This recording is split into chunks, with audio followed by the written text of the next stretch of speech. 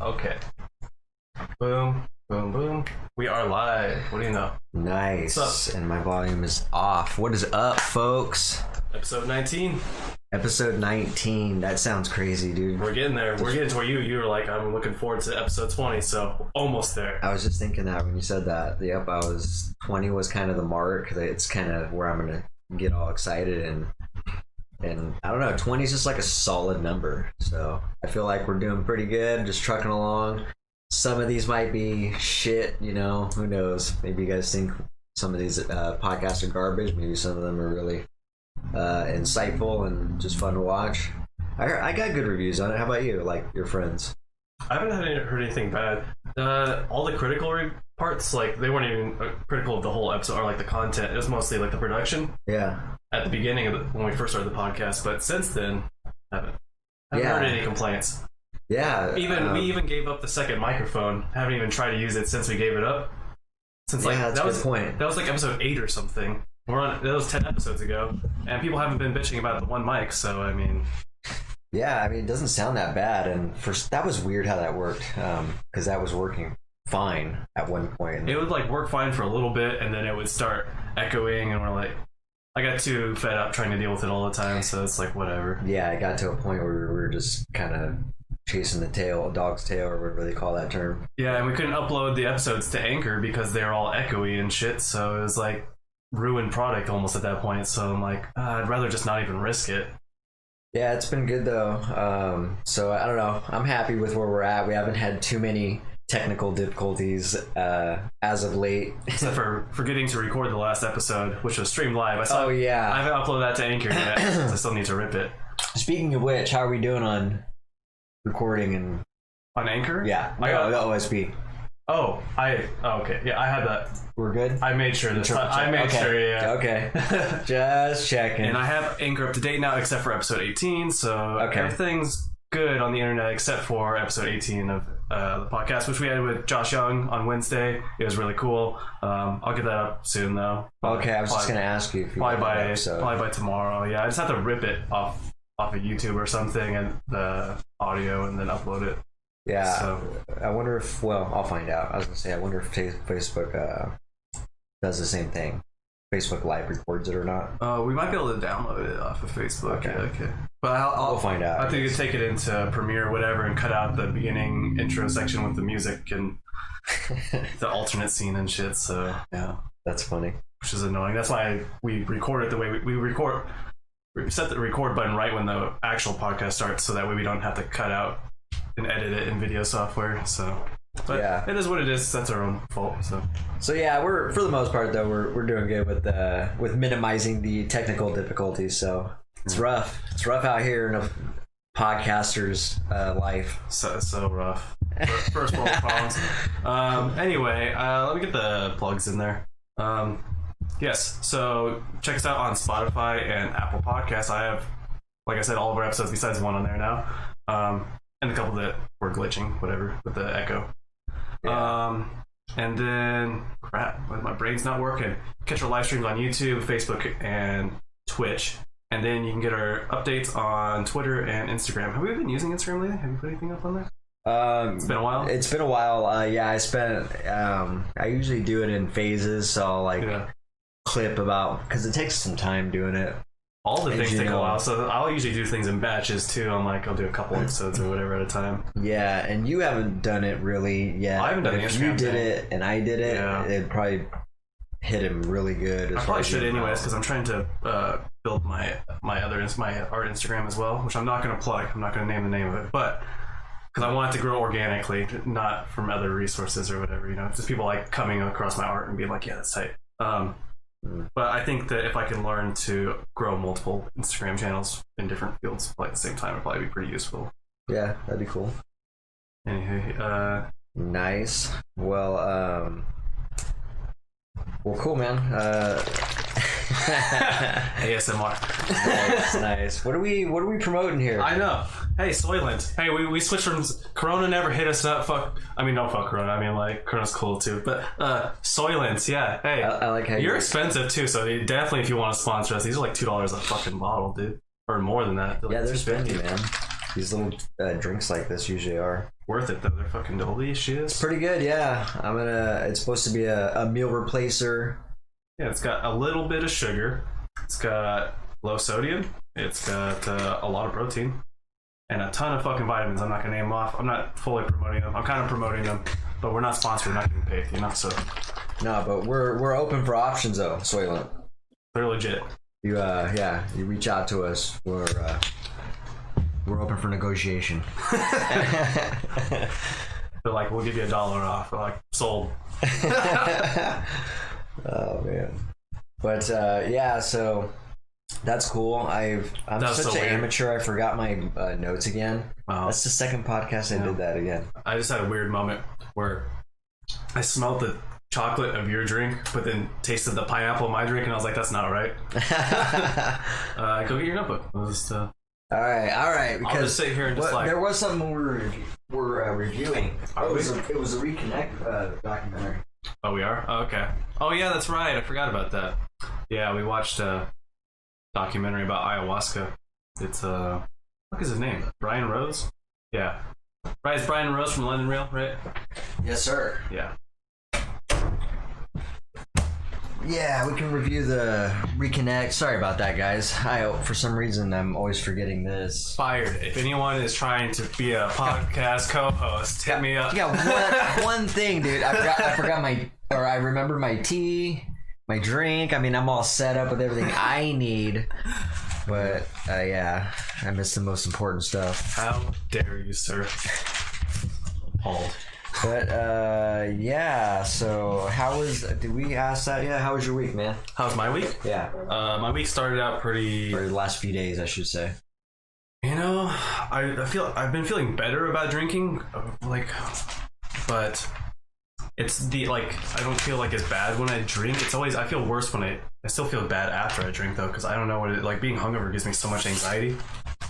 Yeah. And I think that's just, yeah. I wasn't even planning on drinking last time I drank on the last podcast. I just I shouldn't have bought so many, it was the problem. But you know me, so then the last couple days I had a little bit of anxiety, but I feel good today. So, and I was feeling good before that day as well, so I think it's just a sign. Yeah, dude, well, this is a good day to feel good, man, because the weather's nice, sun's shining. Yeah, I went for a walk, and then I did some jump rope, and I did 10 push-ups. I was going to do more, but I was starting to, sweat profusely. And I'm like, the podcast starts in 10 minutes. I don't want to be, glistening all over the fucking podcast video, so... Wouldn't that have, helped you? Maybe. Being glistening? No. I don't know. It's it's already hot up in here. I don't want to be even hotter. Surprisingly, it's not too hot. Usually it's really hot up in here. Yeah, it's not bad yet. We've only been up here for 10 minutes, so... True, okay. Damn it, that reminds me. I have shorts. I'm gonna start wearing shorts. Yeah, I even forgot my shorts. I mean, you're in a long sleeve shirt, dark and black shirt. I know, it was really hot out in the sun. Jesus. The guy was the sales rep that I hired.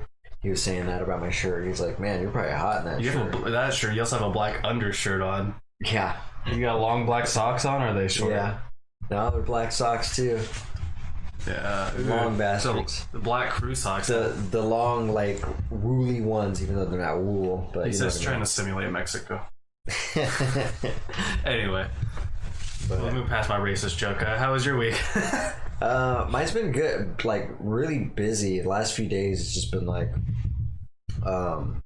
a pressure buildup because I'm going through another fucking, what do I call it? I'm waiting on manufacturers to come through with products I've sold, and I can't finish the job until I get these products. Yeah. And I've said, I usually tell them it takes about 4 or 5 weeks to get the material. Mm-hmm. Well, it's already been that, and I don't have it, and they still haven't really given me an update on when it's coming. So I got people hitting me up saying, hey, about those 4 or 5 weeks we talked about. Yeah. That edition that I paid for is yikes. It's about time is there an update on that, or what's going on with that? We'd like a deposit back, sir. And that's the fear, as a contractor. I'm like, oh, please don't just say you want a refund, or because then you got to go through that. First you got to see if you even have the flexibility to do a refund, or if that order's already been put in and you can go back on it and give them a refund. or if you can't, you have to give them that hard conversation as to like, I don't know how to tell you this, but you're committed. Yeah, you're getting a deck next year. Sorry. It'll look great next summer. Don't worry about it. Yeah, you just committed to a year wait. No, but there's been this pressure cooker build up for me.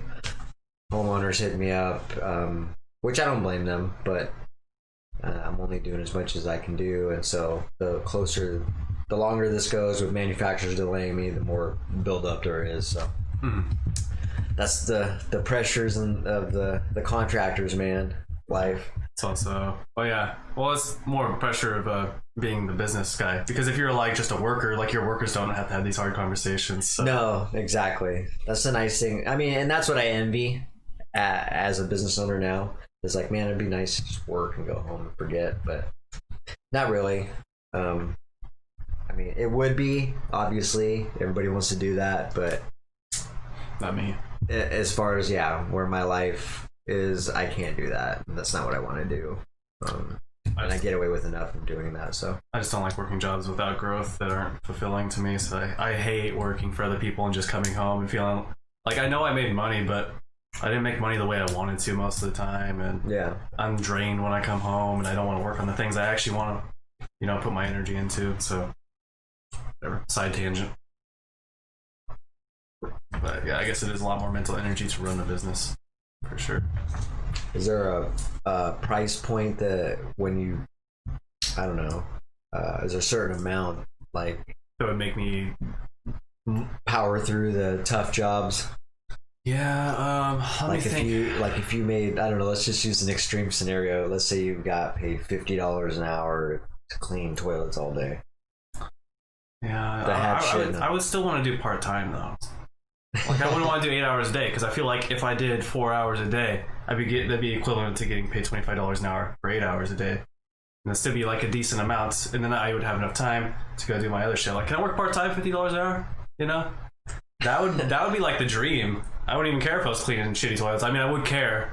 But so you would work less if you got paid more, is what you're saying. Yeah, I would do that so I could work on the things that I actually want to make money with in the future. You know what I mean, on the side. So if it was like music or art or whatever, or like how much less would you do? What if you got paid $100 an hour? I think working less than 4 hours is kind of bullshit, honestly, because it's like it almost takes more time to commute back and forth and get ready for work. I feel like if I go to a job where I have to go commute to that job and then go stay there, that working less than 4 hours is kind of bullshit. Yeah, so I agree. I'm not that fucking lazy. I'm like, can I show for an hour? Like, come on, bro. Just a little bit. That's more. where I was gonna go with you. I was like, wait a second. What if you made $1,000 in a day? All right, maybe I'll work for. There's got to be a certain amount. If I was making $1,000, I mean, $100 an hour, $100 an hour, $200 an hour. I guess $200 an hour. Like, I'd probably want to work like 5 hours just so I can be like I made $1,000 every day that I work. That'd be fucking $200 an hour is insane. It's $400K a year if you're working full time. Wow. Yeah. Estimate. You usually just double whatever the hours is to estimate your yearly salary. Yeah. If you're working $200 an hour. That's like lawyer rates, ain't it? Yeah, I think so. Probably. Well, psychiatrist rates. Yeah, but they're not making all that money straight up. They got to pay for their space and whoever's working with their secretary and all that shit. Oh, I know. And business expenses, and I already know. They're probably making half that, out of in their actual, whatever. Oh yeah. No, I understand. But still, I mean, that's $100 an hour is still $200K a year if you're working full time. So yeah, that's probably what a lawyer or psychiatrist makes. Nice. But yeah, I think we went on a side tangent, but definitely let's bring it back. Let's bring it back around. But yeah, no, I'm doing good, man. The last few days were good. Other than that, Malia's doing fantastic. Yeah, she just came back today, huh? She came back. She was swimming with her grandma. She's got a pool over there, so she's been. Does she have a pool? Yeah, her grandparents got her a pool. Oh, they got like a at-home pool. A circular pool. Okay, I was like, I don't remember them having a pool, so I think it's she said she can stand up in it, so it's not deep. super deep. Not super deep, but deep enough. Deep enough to swim, practice. Fuck, dude, a pool sounds really nice. We should get a pool. We should get one of those pools. We'll have an outside podcast. We'll just be chilling in the pool, just like, dude, it's really nice out here. Right. But after a while, it'd be like an hour. Like, dude, I'm getting kind of pruny, man. This is like Cancun episode. Right? Yeah, that'd be actually pretty cool. Setting the podcast up outside would be interesting. A new touch, new approach to it. I was already thinking about that. Like, how would it be to take these out of the room? Yeah, I'm gonna roll and fuck, I forgot to message him back. I need to do that. But he asked me if I was free tomorrow because I'm gonna help him build his new computer. He's giving me his old computer. Nice. So I'm gonna have a new computer. So I mean, I could also put streaming shit on mine, so we don't have to move yours around. I mean, it's not that hard. You kind of just have to unplug the cords. It's kind of like moving an amp around, or like music equipment. We just gotta take all the cords and unplug it, and move it to wherever you want it. Yeah. One thing I would do is I'd probably have a fan, an extra fan. If you're gonna have it outside in the heat, like keep it in the shade and blow a fan at it. Or put a canopy over, or make sure everything's under cover. Yeah, at least. Yeah, for sure. Don't have it in direct sunlight. Yeah. Mm-hmm. Have a one of those little pop-up canopies or something. Well, I was thinking of having it under the porch anyway, and have some cords going to wherever the camera's at. Yeah, that'd be cool though. Yeah, so we could at least try it for like one episode. It's we got like another month and a half of summer, so wouldn't have to worry about lighting. Yeah, shouldn't have to. The lighting would probably be really nice outside. It's that natural, bright light. So. The natural. Well, cool, man. That'd be pretty cool. Something to look forward to. Mm-hmm. Definitely looking for ways to kind of branch out and evolve with this. It'd be really cool to be able to, do pop-up clips like we were talking about. Yeah. With another monitor, so. Yeah, I was thinking. You can get into stuff like that. I was thinking of wondering if. So, I'm just gonna, just spitball ideas here. I mean, because whatever. Anyone watching or anyone that watches in the future on the recordings, just that's you. If you have any ideas or any thoughts on these ideas, just give your responses so we know what people would like. But I was thinking, what do you think about like themed episodes, where instead of having multiple subjects that are kind of in different realms, of being like more subjects that are kind of in the same kind of realm. Yeah, that's great. But like having them planned out a couple weeks in advance, that way we can like formulate kind of, not like fully scripted or something, but just being like, okay, we're going to talk about aliens or something, and so then you jot down a bunch of things about aliens or whatever, and then it'll be like episode 28, the alien episode. You know what I mean? Yeah. The topics are scripted, but not really not the full conversations. Exactly, the dialogue not scripted within those topics. Yeah. I see what you're saying. Yeah, just having a theme, a themed episode. So yeah. We've already talked about this. The more we go along with this, we're gonna segment it into some form, whether it's that type of form or any segment.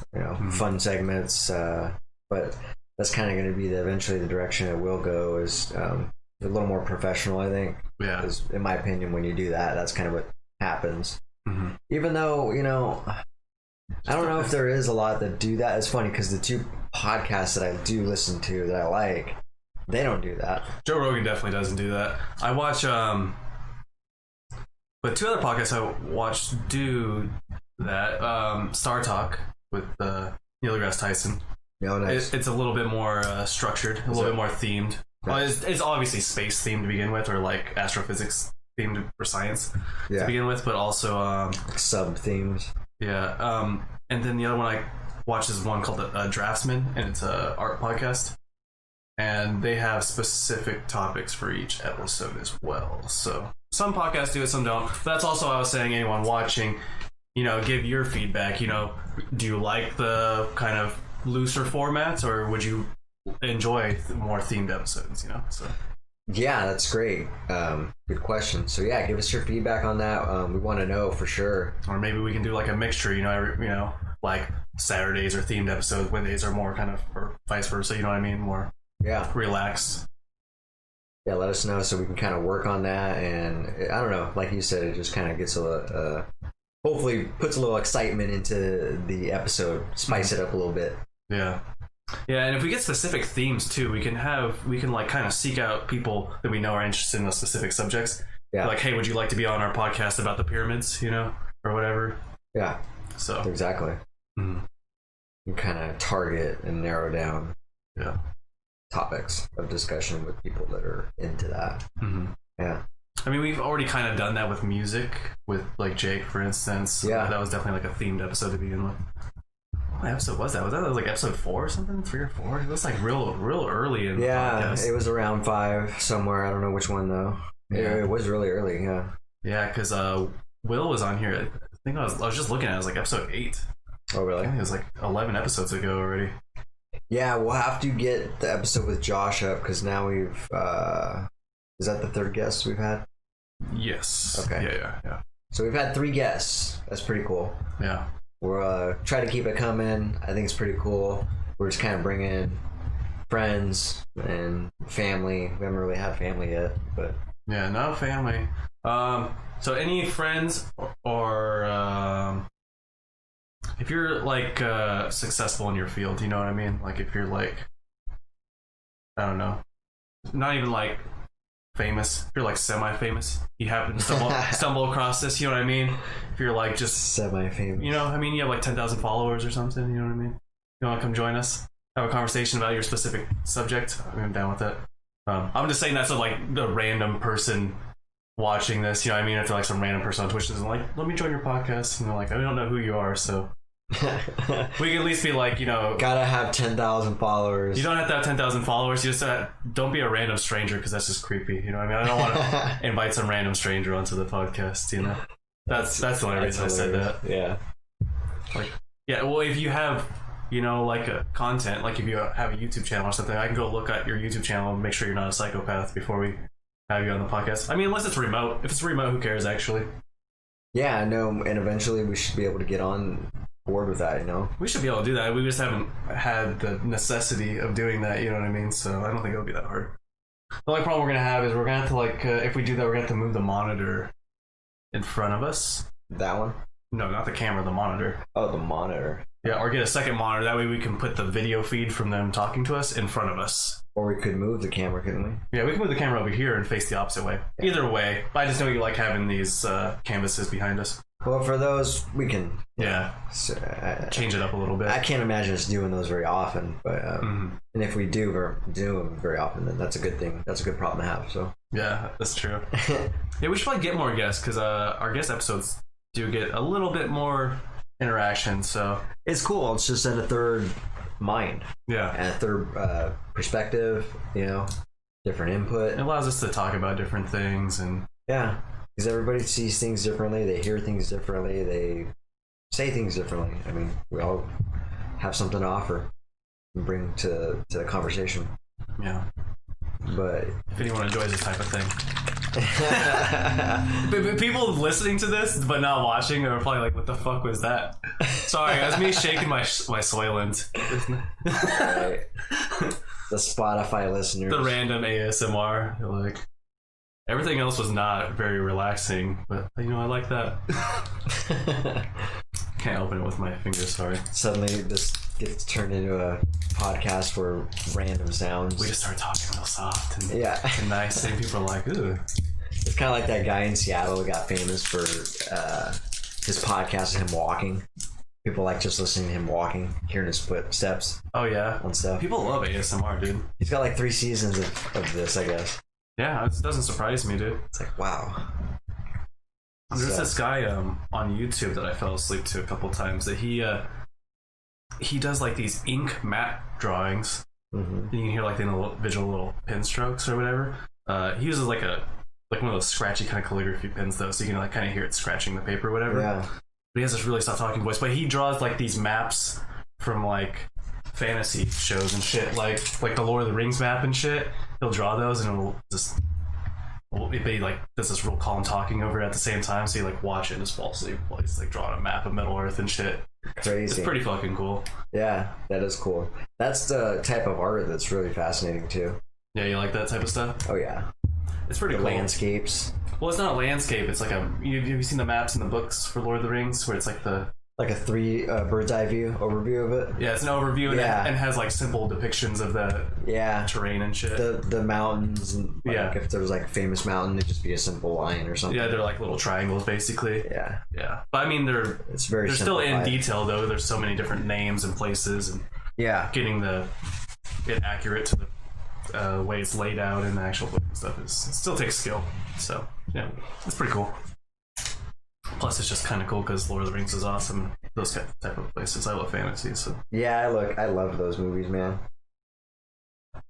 I think we talked about it when we briefly talked about movie trilogies. There was an episode where we talked about our favorite trilogy set in a movie, and I'm pretty certain. I know for sure we talked about The Matrix, and we must have talked about. I think it's because we started on Matrix. I think it was what I was talking about was bad sequels or whatever is what it was. Oh yeah because I was also talking shit about the Hobbit movies a little bit.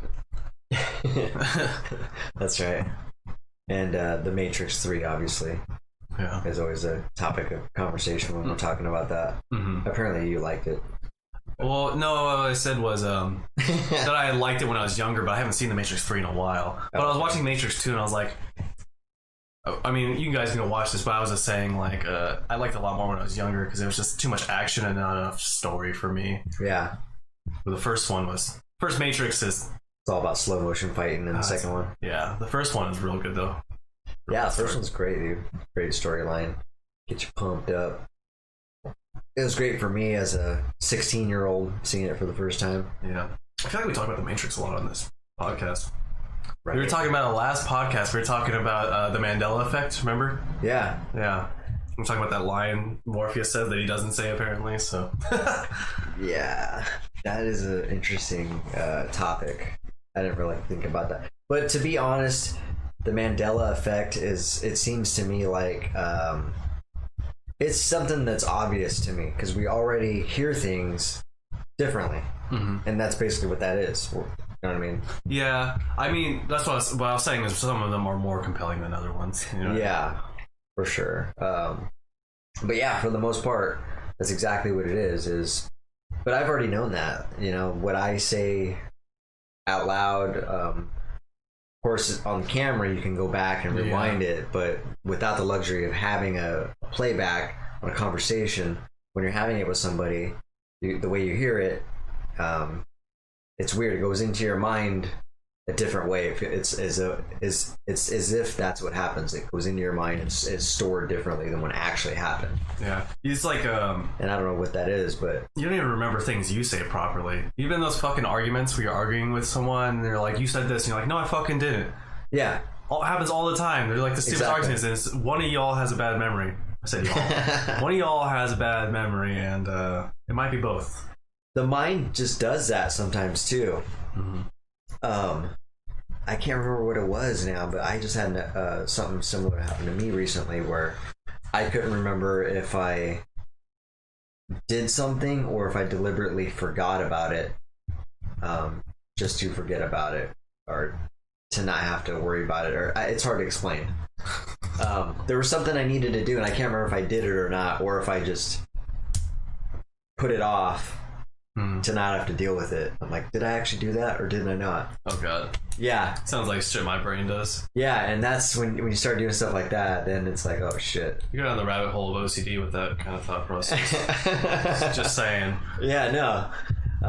It's kind of a weird thing that happens to me though. You should see me fucking locking the door sometimes. I'll like walk away. You're like, did I lock the door? Go back and I turn back around. I'm like, did I turn it enough? And I'll go back around. And I'm like, you know, I'll do this like with my car door, and I'll be like, fucking with the handle, and then I'll look over, and some dude's like in his car looking at me, and I'm like, just walk away, just act natural. I've done that a few times too. I mean, I don't think to that extreme, multiple times, you know. Yeah, I mean, I have OCD tendencies, so. But a couple times, I know what you're talking about, where you get back in your car, and you're like, did I do that? You just can't remember. You don't know if you went on autopilot on that part. Yeah. And you probably did, but just so automatic you don't remember. Yeah, no, that's rough, man. I don't know if that happens with old age or what, but I think a lot of us. I'm only 28. Maybe it starts in your 20s. Fuck, man. I'm gonna get fucking dementia in like 5 years. Just be one of those weird 30-year-olds that brain gives out. Anyway, Let's hope not. no, let's fucking hope not. What you got? So what do we got here? Yeah, we got some notes on. Me and you watched a documentary the other day. It's called Reconnect. Yeah, I think you were briefly talking about it. I was a bit. introducing it, and then we actually didn't get into it. All right. You want to introduce it? You got it. So it's called Reconnect. London Real produced it. And London, if you don't know what London Real is, it's owned by Brian Rose, who does podcasts, and then they do some other also kind of business offers and services aside from the podcast. And so one of the things they did was a handful of pretty good documentaries. I can't remember the name of the other ones, but one of the ones, or the one that me and Danny reviewed, was called Reconnect. And basically talks about Brian Rose and his ayahuasca journey, or his ayahuasca trip journey, I guess. Kind of follows him the days prior to actually going to the village and taking it with these guys, and then a little bit after that as well. And so it's pretty cool. I don't know. What was your overall assessment before we start talking about it in general? Was it good? good, bad? Yeah. I think it was pretty good. It was pretty moving for me. It doesn't, as we're gonna get into, it's not as much about ayahuasca as you would really think. No, ayahuasca. Yeah, well, you're right. There's a better way, a more specific way to say it too. I think. I'm trying to think of how you would word that. It's not as prevalent. I mean, it's like kind of like what we were talking about is the ayahuasca was kind of just a catalyst for his other thought processes, and then the documentary follows his transformation more than it follows his experiences with ayahuasca. Yeah. No, I get it. So you liked it though? I did like it. I like the message. I kind of found the ayahuasca part boring because it wasn't that in depth. You know what I mean? I know. I mean, it was cool, but like it just basically what they did was they built up to him taking ayahuasca, and then it just flashes forward to the next morning, and then they talk about the ayahuasca experience. Yeah, I was hoping to like check him out tripping. Like I don't know, or have a little bit more in depth kind of talk about the trip. You know what I mean? Yeah, I don't feel like they do that. It wasn't that in depth. You know what I mean? It was just kind of basic overview, a little summary of the trip. Yeah, you're right. I guess they kind of did breeze through that part. I didn't really think about that. I mean, it's like an 8-hour plus trip, and you summarize it in like a minute. Couple paragraphs. Yeah. It's like it's the gist of it, but I'm sure there was a lot more to it than that. Right. So I'm sure that was the longest 8 hours of their life, maybe. Yeah. I don't know. The way they were talking about it, it seemed like it wasn't even that intense. I don't know. Did you get that vibe? I think the second trip was intense, and they had the super concentrated one. Yeah. Well, what was Dennis? Is it Dennis McKenna? Yes, Dennis McKenna is the guy who was doing it. He said his second trip wasn't that intense, but the other guy, Brian Rose said his was. Yeah. So yeah, it's interesting. I'm glad you liked it. I also liked it. It was really good. And exactly kind of what you said was, it's not so much about ayahuasca. And to me, I think what you mean by that is the same thing as it means to me is it's more about what ayahuasca did to their brain and how it opened them up. Yeah. And looking at different things through different perspectives. Yeah, I think it's more the documentaries. What's the name of the documentary? Reconnect. I almost want to say it's kind of more. Yeah, it is kind of. That is kind of what it was. I was going to say reprogram. It's like kind of breaking from the programming of society, basically, is what it is, and reconnecting to nature and the intrinsic nature of being human. It's really what it is, because it's kind of talking about how living in cities away from nature and sacrificing your family and personal life for careers and yada yada. is kind of destroying the human soul or whatever, spirits, you know what I mean? Not necessarily in a spiritual sense, but just kind of like what makes us human. Yeah. Primitive parts. Yeah. The intrinsic part of what being a human is, you know, the deep connections with other people and with nature and, you know, having a peaceful life. And I'm sure that's why there's a lot of fucking mentally ill people and a lot of violence and stuff nowadays. It's just the way society is structured, you know? Yeah. I agree. Inside tangent. No, I agree with a lot of that. So yeah, I guess that's an appropriate name for the documentary then, right? Mm-hmm. Reconnect, because that is what it is. It talks about, it's not really about his ayahuasca trip per se, but it is definitely more about his journey of reconnecting, you know. Really cool though. I thought it was also really good. Basically, to kind of brush up or hit some bullet points on that. I like the fact that Terrence McKenna is in it. You mean Dennis? No, Terrence McKenna. Oh, okay. Like just the old quotes. clips of him. Yeah. And that guy's really fascinating. I like listening to him, and he's real thought-provoking, and dude's heavy. He's deep. Mm-hmm. Like, I don't know, man. If I was ever gonna be a hippie or do so much psychedelics and trip with somebody, he would have been the guy. That would have been awesome to do with. Dude, I know that if I didn't have bad trips on psychedelics, I probably would do psychedelics nowadays, just because. Imagine doing with that guy Doing what Terrence and having McKenna. a conversation with him while he's fucking high. I feel like he would just give me anxiety. He'd be getting too deep. I'm like, you need to stop, dude. Right? Dude, we've heard him when he's sober, and it's like, holy shit. Yeah, that's too profound, man. Right? I mean, some of the shit he says is exactly that. It's profound. And a couple statements by him, and it just gets you thinking about so many layers of things. And it's like, you hadn't even thought about it. It's like, or something you already knew, and he's just talking about it. It's like, holy shit, yeah. He's just putting it into words. You just could never put the words into it, maybe. Yeah. Does that make sense, too? Mm-hmm. Yeah. Yeah. I think people would understand what you're saying. Yeah. He's, I don't know, man. He's just that guy for me, one of those guys for me, you know, that when I hear him talking, I'm just like, I feel like a kid in front of the TV, you know, I'm like, I listen.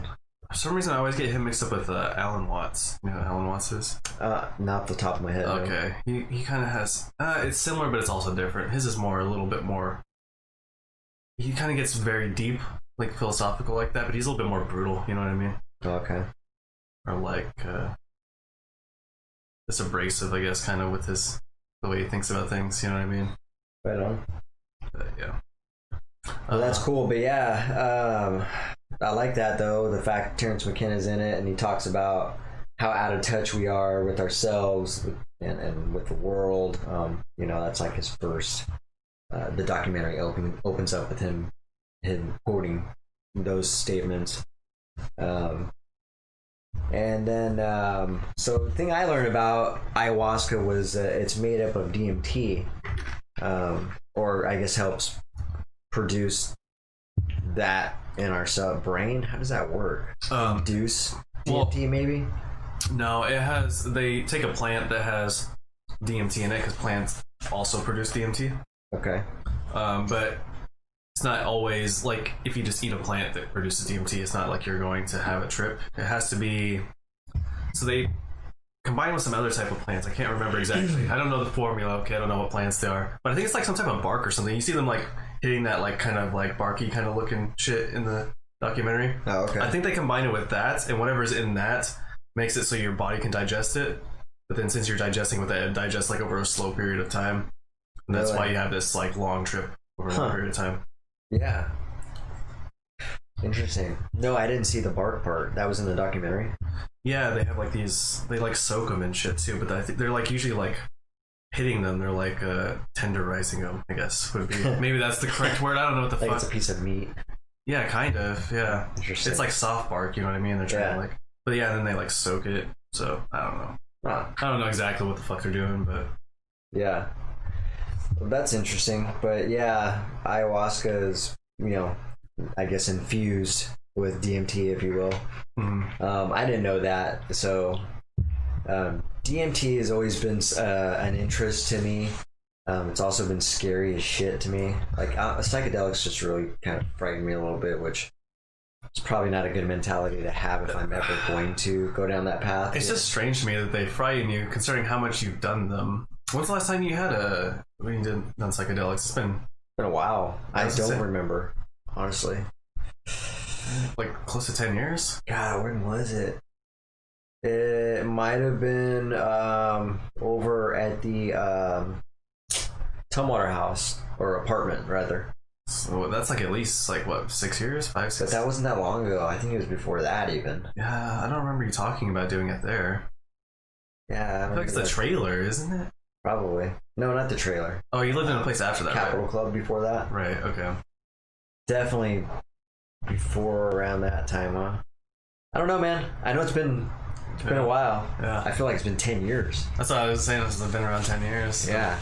So, after not doing psychedelics for 10 years and then doing it, it's probably pretty intense, Yeah, it's been about 12 years for me, so. Yeah, so yeah. We'll see. But yeah, DMT. We'll see. DMT. Yeah, we'll see if we end up doing DMT on TV. I don't think we can do DMT on here because it's illegal. Is it? Yeah. Is that true? DMT is illegal. Yeah. Okay. Even though your brain produces it, it's still illegal. Oh, that's right. I have heard that. Yeah. Okay, so us talking about it is kind of illegal. Kind of. I mean, it's not like if we're like talking about doing heroin or something. Yeah. Is that legal? Talking about doing heroin? I don't know. You know what I mean? I feel like it's kind of a gray area. Oh, okay. You can search me for DMT. You aren't going to find it because I don't even know how to fucking get DMT. So yeah. Good luck with that. Searching for heroin, though. Plus, I'm also afraid to do it, so I don't know if I actually will. So, but I mean, I feel like I want to try it before I die. DMT. Yeah, I know. It's just I don't know. I'm scared of the trip, but I'm very fascinated with the journey. Yeah, dude, we should watch the Spirit Molecule, which I can't watch with you until like tomorrow night, probably. But at least, yeah, I'm down. I want to see that. I've heard a lot of good things about it. So, but yeah, Do you know what I mean by that though? Like, I'm scared about outcome, but I want the journey. Yeah, I do. The good parts, I guess. I think that if you, like Josh wasn't he saying that he didn't do enough, so he was kind of more aware of what was happening. All these people that have these profound DMT trips take so much that they don't even really they go to like a different place. They don't even really they're not them anymore. You know what I mean? They don't really realize like they're in a trip. They're just kind of in a different dimension, basically. Yeah. Which sounds terrifying from this angle, but I think once you're there, you're not even aware of your fucking body anymore. You're just get used to it. Yeah. Well, I don't even think you can think about that. I think you're just busy with other shit. Yeah, because it does sound terrifying. Just listening to that, it's like, huh. Well, I know that it's interesting is they say that your brain produces DMT when you sleep. That's a theory. Oh, that's not a fact? I've always heard that. I don't know if it is a fact. I don't want to say it's a fact. Someone check us on that. Yeah. Fact check us. But people on DMT talking about seeing these like intermoving cogs and shit that make up the universe, you know what I mean? They can like see the area around them, but like in these like basically little mechanisms in different colors and shit. I haven't heard that, but that sounds pretty intense. Pretty cool. But I remember one time I fell asleep and I was laying in my room and I had my eyes closed, but I could see my whole room, but it was like in those shapes like they're talking about. Like it was like a bunch of like little, it's like the gears in a watch or something almost, you know what I mean? Yeah, cogs. But just a bunch like moving in different directions and shit. Yeah. And it just made up the angles and everything of everything. And then I became aware that I was like visualizing this, and then I opened up my eyes and the room was exactly how it normally is, but it was in the exact shape that I had just seen all that moving shit in.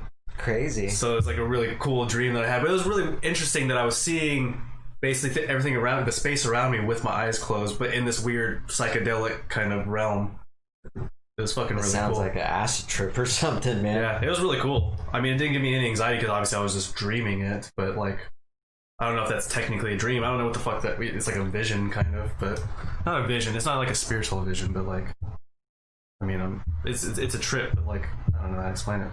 Yeah. You know what I'm saying? Sounds like more than a dream, man. Yeah, it's more than a dream, but it's not like some like profound like epiphany. You know what I mean? It's not like changing my outlook on life or anything. It was just like that was fucking cool. Or it did mean something. You just I didn't get it. Yeah, I didn't you get just the didn't message. See it. Just right over my head. You could have stopped like a massacre or something from happening.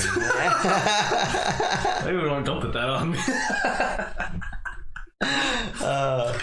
Like whatever, if there's like a god or whatever, he's like, dude, I fucking gave it to you. Right. You didn't do shit with it. Remember those bombings that happened, like Shut up. sequentially.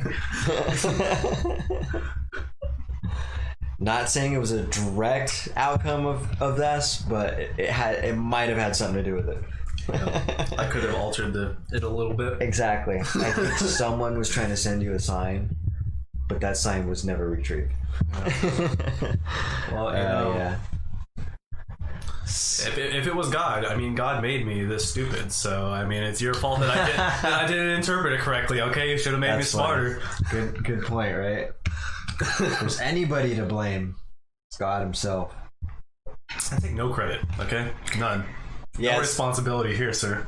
me and it's funny because me and as you know, me and Willie got the Dynamic Duo podcast that we do with me and my daughter, and we had the chat about God Oh yeah, on there. Yeah, nice. because we were talking about Santa Claus and Easter Bunny and Tooth Fairy, and how I told her and taught her that they're not real, but we still have fun with it and all that good stuff.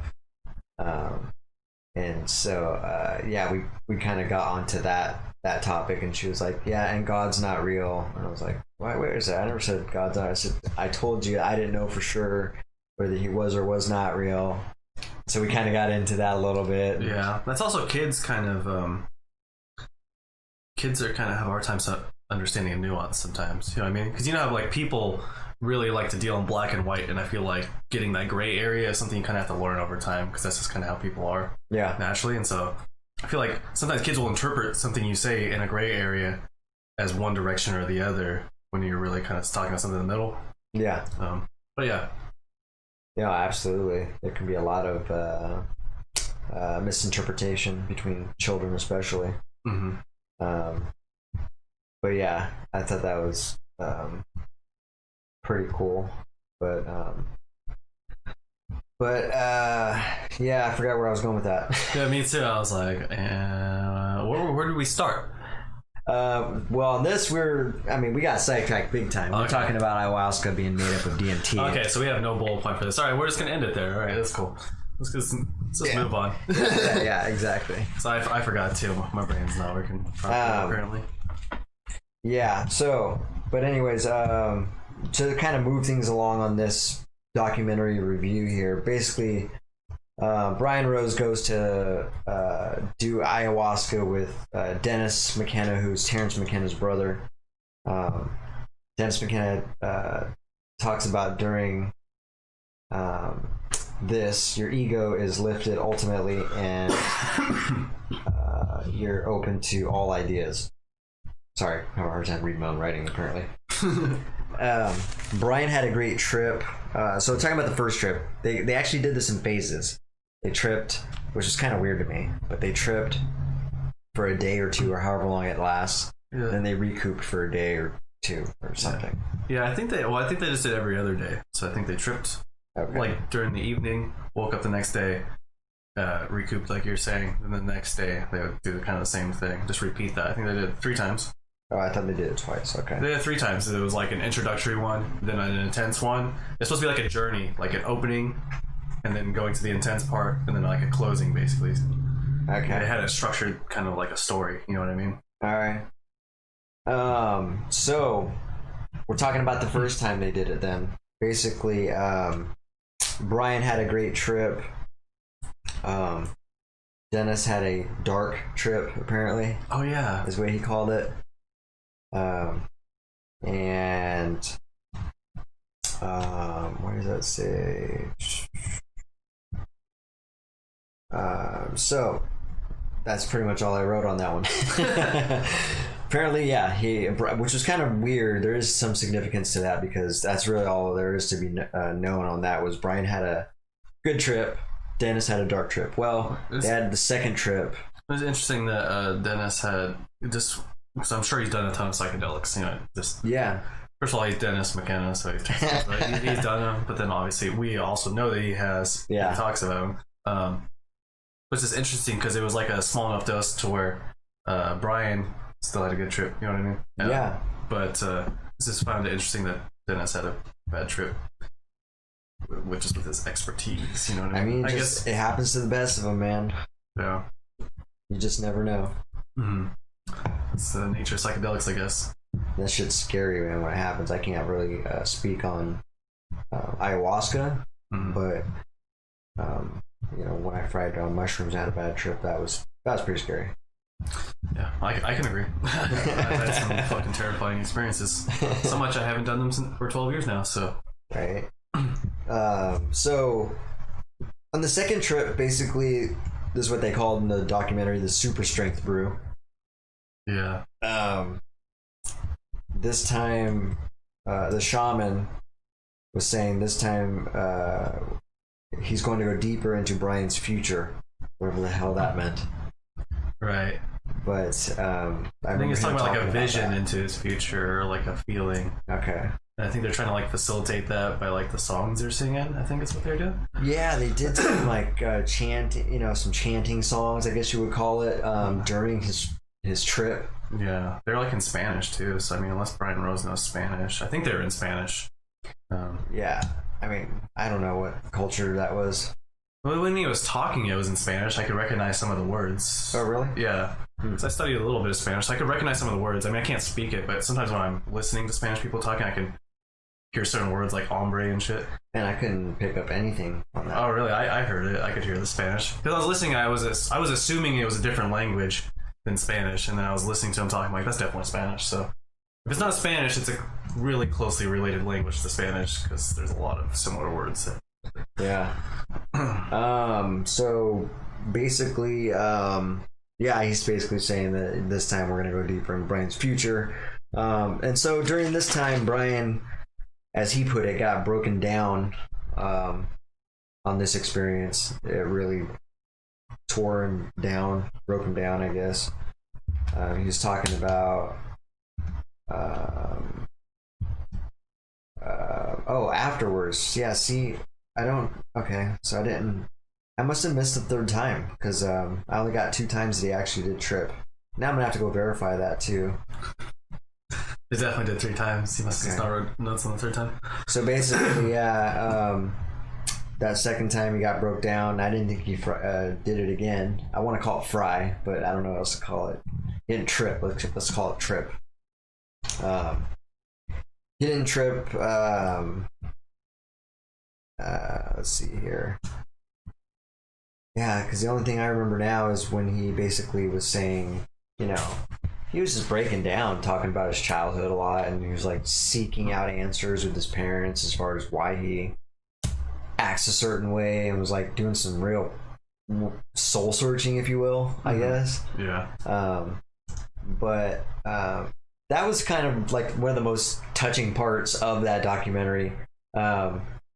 Was his reaction, how he viewed life after that hard trip, like where his headspace was at. That was kind of, and then it was like, I don't know, it was sad at times. Yeah. I'm like choking up, almost like fighting back tears on some spots. I would say, yeah, I almost cried when he was talking to his mom, for sure. He was talking about it because, like, basically one of his revelations from his ayahuasca trip was realizing why he was the way he was from his childhood, and like his parents getting divorced or whatnot. They got divorced when he was young, so then he went and talked to his mom about it, and his mom was like really open to talking to him about it, and it was like a really heartfelt moment. And yeah, I think you at the same time that I was feeling, I was like, I almost cried there. It's like, yeah, me too.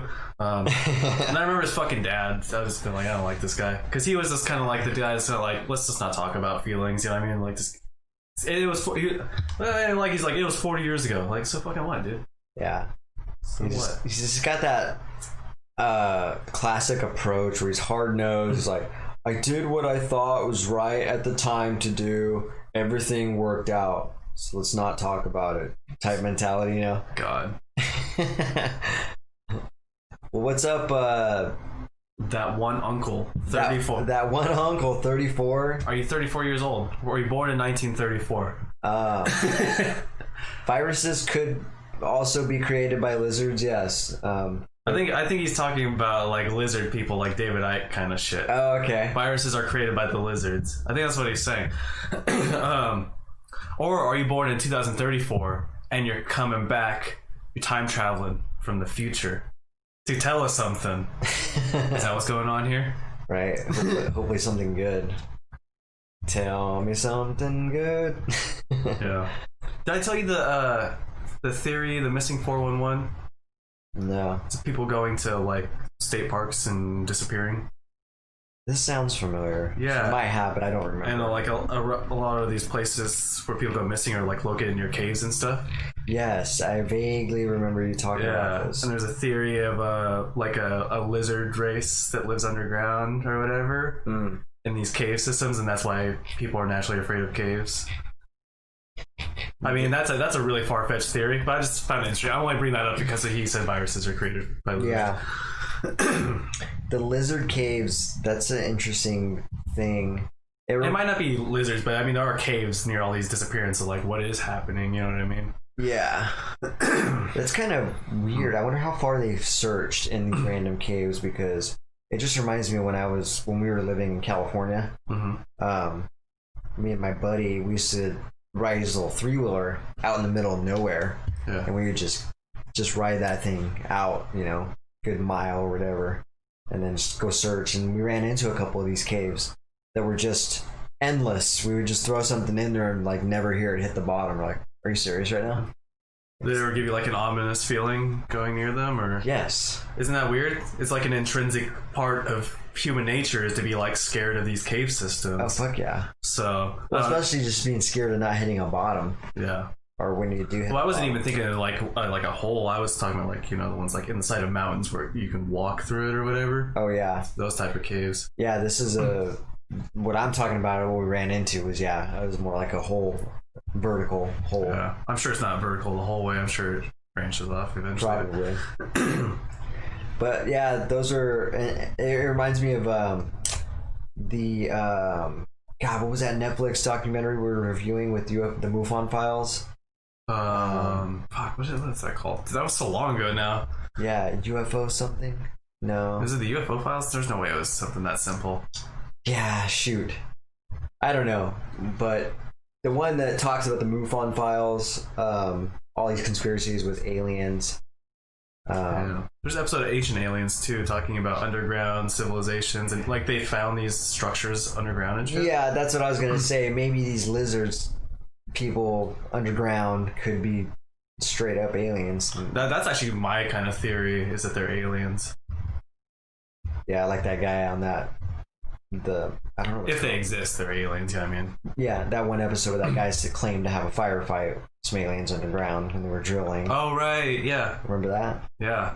Could be the same thing. Yeah, dude. I don't know, man. I fucking love this topic. I like the. I like the underground aliens theory. It's like one of my favorite. That one and the aliens in Antarctica theory as well. Oh really? I haven't heard that one. Yeah, it's also kind of the underground aliens theory, but just in Antarctica, because there's a lot of like politicians that are seen like going to Antarctica for no reason and stuff. Oh really? Yeah, it's like, why the fuck would you go to Antarctica? Like, I understand why scientists are there, but like, why would the president go to Antarctica or whatever? You know, it's just like they either military bases in Antarctica. It's like we either have some kind of base underground hidden, or there's some kind of base that's of alien intelligence hidden already. That'd be a perfect place. Covering it up. Yeah, it could be that, or it could be a place where like our governments are kind of like associating with the aliens and kind of having like a joint kind of base, maybe.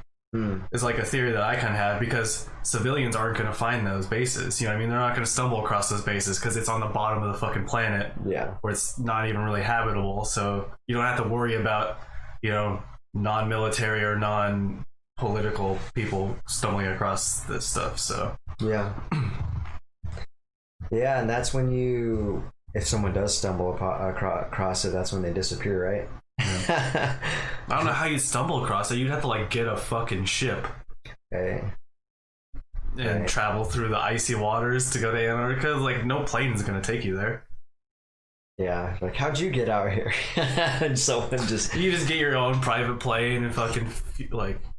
You still have to go to, like, to the bottom of, like, Chile, you know, the country. Mm-hmm. Fuel up there and fucking just fly straight to Antarctica. Hope that they have fuel there. Because, like, otherwise you're just like, guess I'm gonna go die. Yeah. I don't know, it's interesting, though, but the underground life is you're right, it's an interesting theory. I like that conspiracy. But I don't know how we got onto that, but it's because he brought up the viruses are created. Oh yeah, that's right. The one Uncle 34 talked about lizards. Yeah, maybe some viruses. That wouldn't surprise me, maybe. But I mean, there's a lot of viruses that just exist on the Earth anyway. So yeah. So on that documentary, though, after Brian had his bad trip. Oh, here's the thing. The third trip was just a relaxing trip, so there was nothing profound in it. So they didn't really talk. They just kind of brushed over it. So that's probably why you don't remember. Okay. They're like, you know, it was just relaxing. There wasn't really nothing to talk about, you know. Okay, I feel like you skipped on it. Brian Rose did. They didn't skip on it. They just kind of only talked about it for like a couple of seconds. You know what I mean? It's like, we did it third time. There's nothing really. All right. It's just kind of like a nice relaxing conclusion, you know. Okay. This is kind of like when you like have a nice trip on shrooms or something, but like nothing crazy happens. You just like feel good and relaxing. That's basically what they were saying it was. This was a nice chill time. That's probably why I missed it. Yeah. So. Okay. One thing I did take notes on, though, and I noticed that was interesting to me was when he went back home, you know, to live the life and do the London Rail podcast and do all the stuff that he normally does. He was talking about how he was being looked at weird by people, you know, questioned a lot. He was feeling out of place, being labeled as strange, you know, now that he's done this ayahuasca and now that he's coming back and he had a lot of changes on his mind and wanted to kind of redo things. We were talking about this, I think, you know, I think we did, but if not, I was thinking it maybe and thought we talked about it, but we did talk about it a little bit, I think. But people, like the fact that people can't relate, they aren't ready to think like that deep. Were we talking about that? Yeah. You know, the kind of theory I have now is like, especially because I brought up like the reprogramming thing, is everyone's kind of like programmed to this modern society, you know what I mean? Yes. When you break that programming and come in, it's like all eyes are on you because you're not like a part of, you're like a, you know, a chink in the rope or whatever, you know what I mean? Or the chain, you know what I mean? A virus, if you will. Yeah. And people are like, no, conform, okay, you know? Consume, conform, you know? What the fuck is that from? But, yeah, this is like, people are like, no, we're just gonna go do our career thing and stop being fucking weird. And yeah, it breaks their worldview when you talk about, you know, kind of opening up this crazy kind of, when you break the programming and reconnect to. Why are we like that? Why are those people? Because again, we've talked about this, where just to have an adult conversation means to just hear people out. The fact that we have a different opinion or have a different mindset on something and someone doesn't want to entertain conversation. I think this one's a little bit more deep than that, though. Okay. I think that this one's more of a worldview. You know what I mean? All right. Like the world exists this way, and then in your mind, and then if you have something that breaks that worldview, it can like totally just like break your mind. You know what I mean? And just like cause a lot of mental problems and shit. So I can't even have a conversation, is what you're saying. Yeah, I think it's hard for these people to have conversations because their brain doesn't want to think that that's a real. Deep. Yeah, they don't want to think. Their brain can't accept that as real. You know what I mean? They're like, yeah, you're just crazy doing drugs in the jungle. Like, what the fuck ever, dude? Okay. You know what I mean? They don't want to like think about it like, oh, you had this spiritual experience and you know, seen these different things and realized that like that's not how humans should be. People are like, whatever, dude. You fucking hippie. You know what I mean? Yeah. And I think that's their brain not being able to accept a different viewpoint. You know what I mean? Because it breaks everything that they've learned about the world. You know what I mean? Yeah, absolutely. So no, that's a great way to describe I don't think they're it. consciously doing it. I think it's their brain kind of protecting them from, because that will cause some trauma to your brain once you realize that things aren't the way that you thought they've been your entire life. You're like fucking 50 years old, and then you realize that everything's like a fucking lie. You're gonna be like, what? You know what I mean? You're gonna lose your fucking mind. You're either gonna be like, wow, this is amazing, and jump on that boat, or you're gonna lose your fucking mind. You know what I mean? Yeah. So yeah, no, that's a great way to put it. Great way to describe it, I think. Because you're right. It's exactly like that, actually. I've thought about it a lot. Yeah, no, I can tell. And so that was why it interested me, because I was like trying to get to the core of why a person would just not want to engage with someone like Brian Rose, who has a different viewpoint now, a deep viewpoint rather. Yeah. On this on life, I guess. Yeah. I mean, another analog kind of reference is like the veganism thing. It's not as deep as like the spiritual thing. Yeah. I mean, it can be if you want it to be. Yeah, absolutely. But even on like a surface level, people have this worldview. You grow up your whole life, you're eating fucking meat and all this stuff, and you think that you need those nutrients. And someone comes up and tells you that's wrong. It's like, no, you've been told your entire life that you need meat and all this stuff, and their brain doesn't want to accept it. So they're like, no, whatever, dude, you're fucking crazy.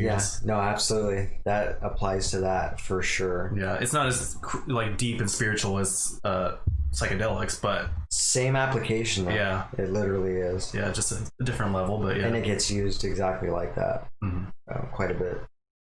But yeah, that's a good point. But yeah, I like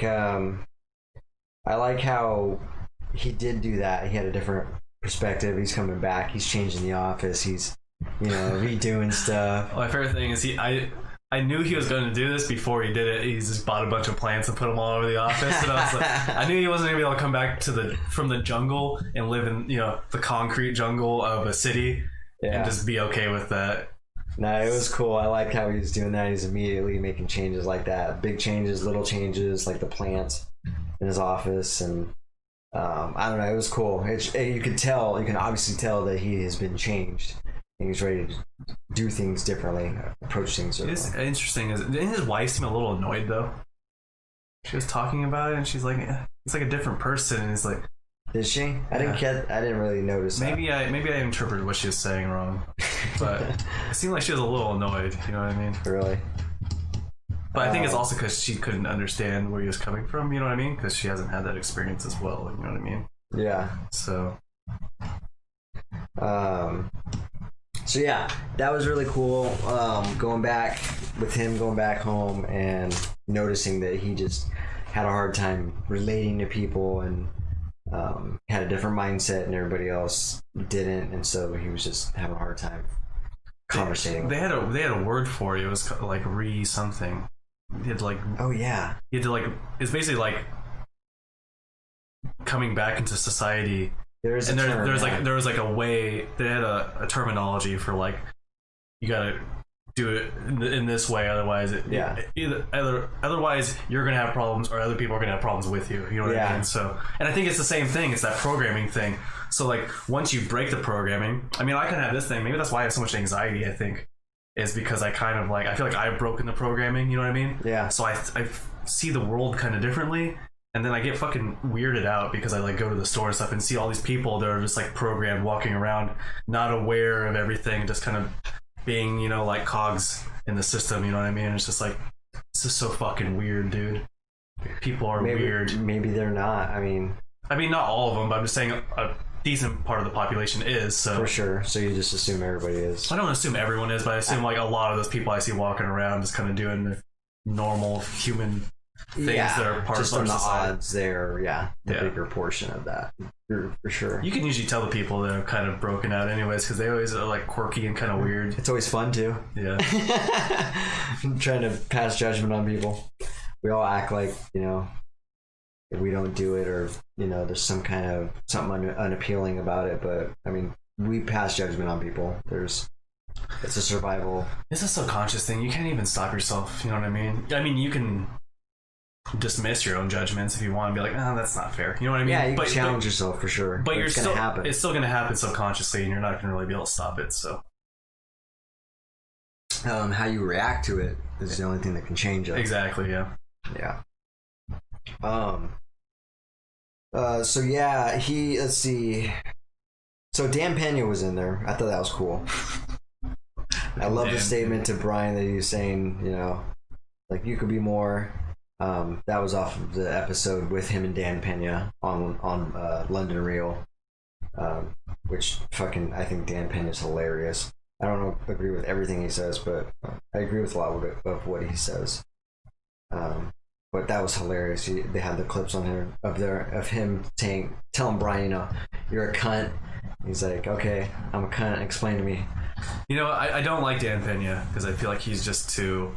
Yeah. He's too abrasive. But what I did like about that is not what Dan Pena was saying, but it's just the way that Brian Rose handled it. Like exactly how you're saying. He's like, well, elaborate. He wasn't like, well, fuck you. You know what I mean? Yeah. Like he was willing to accept even the overly critical feedback and still trying to learn from that feedback.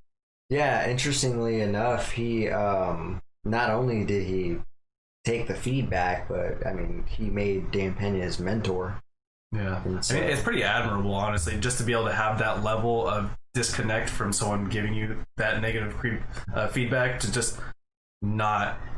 I mean, that was like straight up personal too, and he still didn't really take it personally. You know what I mean? He just kind of took it in stride and fucking. It's like, well, go. I know you're saying that, but like, what's the actual meaning behind that? Like, tell me the actual depth to it, basically. You know, so. I really thought that was cool. That was really cool, Brian Rose. That made me like Brian Rose a lot more. So nice. Yeah, I always thought him and his relationship with Dan Pena was funny because they're just two different. They're different, you know, a lot different. So, but yeah, no, they got a cool relationship. It works out well. But that was cool. I seen that. That was pretty funny. And then Dorian Yates was on there as well. Dorian Yates is cool. Yeah, so he was Mr. Universe, I believe. Talked about how his trip, his ego was also basically just smashed. And he understood his childhood trauma and the family member trauma. You know what I liked about... Kind of, I don't know, stripped down his childhood, I guess. Well, I liked what Dorian Yates said about his trip, though, was... he said that he felt paralyzed and he couldn't use his body, and that it basically made him feel like his bodybuilding didn't amount to anything, and it wasn't like, you know what I mean? It kind of just stripped that part away from him and be like, who are you besides that? You know what I mean? So, yeah. And I just think it's interesting that like DMT and ayahuasca, which is DMT, gives people these really deep insights that you don't necessarily get on other psychedelics. I mean, you can, but you don't necessarily get them. And I feel like people get them a lot, or you know, most of the time on DMT and stuff. So yeah, that's interesting. They're like very personal insights. You know, it's not just like some generalized shit. Yeah, I know when they're personalized, that's what makes it interesting, because then it kind of hits something specific and hits something home. But yeah, no, I like Dorian Yates quite a bit, and I thought that was pretty cool listening to him talk about his experience and his childhood trauma and what ayahuasca did for him, and how it benefited he benefited from it rather. And then Brian Rose goes to interview his parents at some point, which is like, I don't know, one of the climaxes, I would say, in the documentary, because this is after he's done his, his ayahuasca, and he's had a bad trip, and he was still kind of hung up on childhood trauma and stuff like that. But I don't know. I guess me and you had the same opinion about his mom and dad. His mom was cool. Yeah. Dad was kind of dismissive and postures masculinity even a little bit. Yeah, definitely. Same vibe. Yep. And so let's see. So the message that I got out of the documentary, though, all in all, was the kind of impact. What kind of impact on the world do you want to have? Yeah, that was like the overarching message at the end, right? Yeah, I think so. Yeah. Interesting. What are your thoughts on that question? What's your answer? Do you have an answer? So my answer to that is what kind of impact on the world? Yeah. If I wanted to have an impact on the world. Do you want to have an impact on the world? If I'm not at a point where I could, because to be honest, in my opinion, to have a huge impact on the world, I don't know. It's obviously is not true for everybody, but I think it costs money, so you can have a bigger impact and a bigger reach. To I don't know, advertise or something with I don't know. But if I could advertise or reach the world, the impact. What would I want? How would I want to impact it? I guess it would be something I'm passionate about, which is plant-based lifestyle, or like kids. I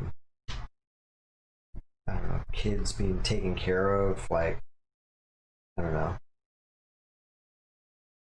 I don't know. I wish there was something. I hate hearing shit about kids being molested and in situations like that, and kids being taken advantage of.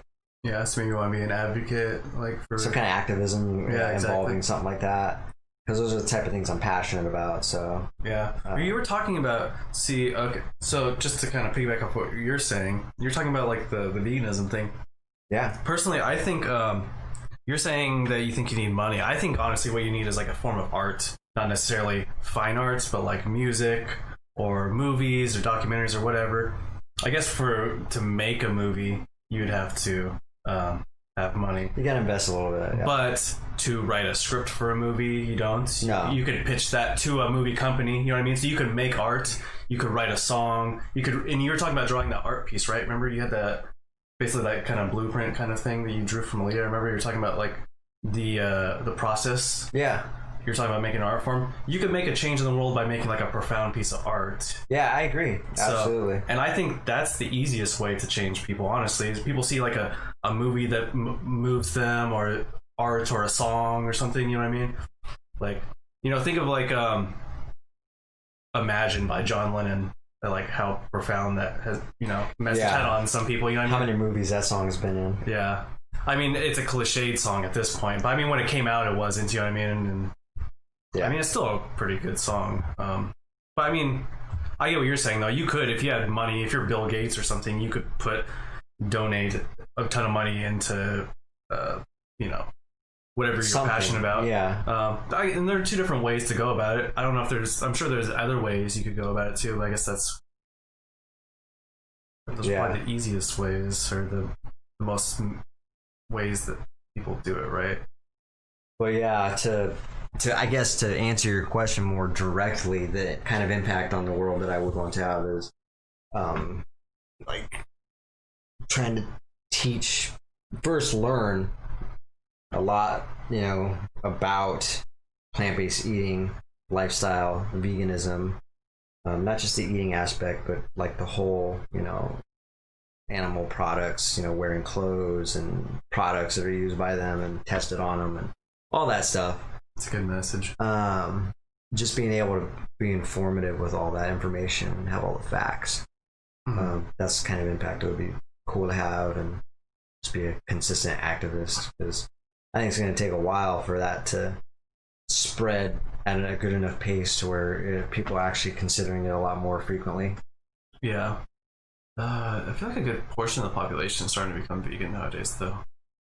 I think they are too, and it's a lot of that is because people are doing what I'm talking about. They're educating themselves on it a lot, and they're doing the same. They're educating other people through whatever their platform approach is. Like it could be on social media, it could be a YouTube episode channel, like Bite Size Vegan Emily does, or it could be like the Square Cube of Truth, where those people stand on the corner of the street holding videos And they just stand there all day, and people walk by and ask questions, and then they drop. You know what?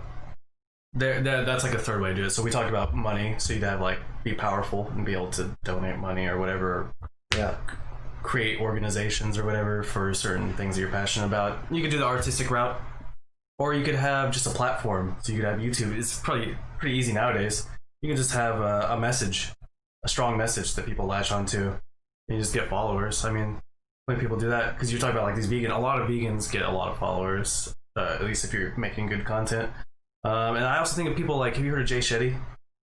Okay, he's a guy that was a monk for a little bit, and then he's like came back, and now he does like all these very like motivational, inspirational videos talking about stuff, and gets millions and millions of views on his thing. And he just all he does is just talk about like issues that people have, and has a positive kind of message for dealing with those kind of problems. And we could do that. Yeah, I'm saying that you can make a strong impact on the world without money. You know what I mean? You can use money. You could take a different route to do the same thing. I mean, I guess technically, yeah, we're trying to make an impact on the world. I mean, if this platform became something to where it could spread out and deliver a message really quick to a lot of people, then I would call that making an impact at that point, and we can get our message.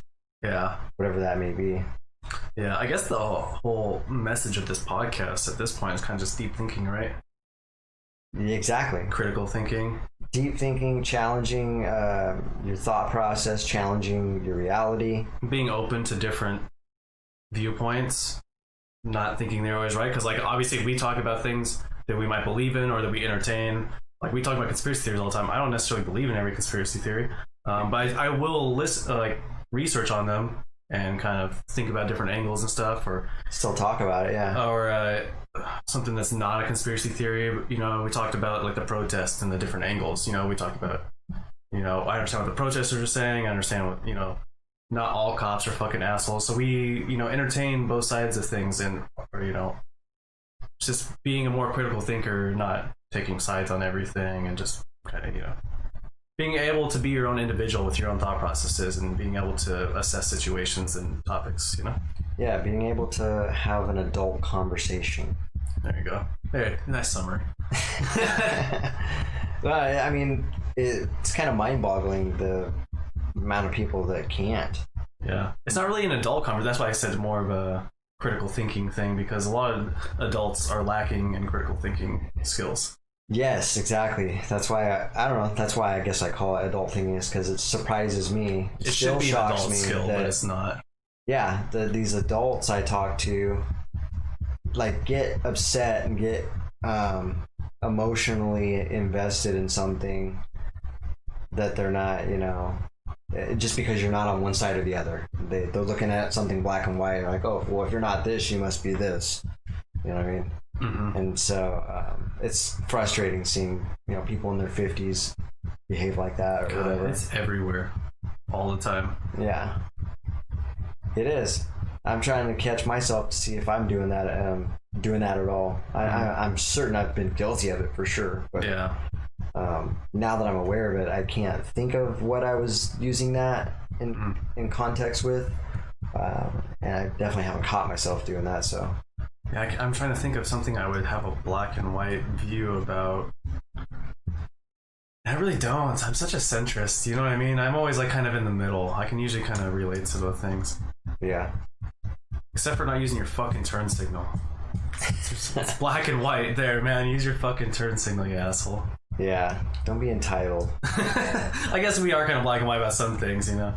Yeah. But they're usually not controversial things, you know what I mean? They're usually pretty straightforward. Like, yeah, stop being a fucking asshole is basically. Those are no-brainers, yeah. I think people can relate to those big time.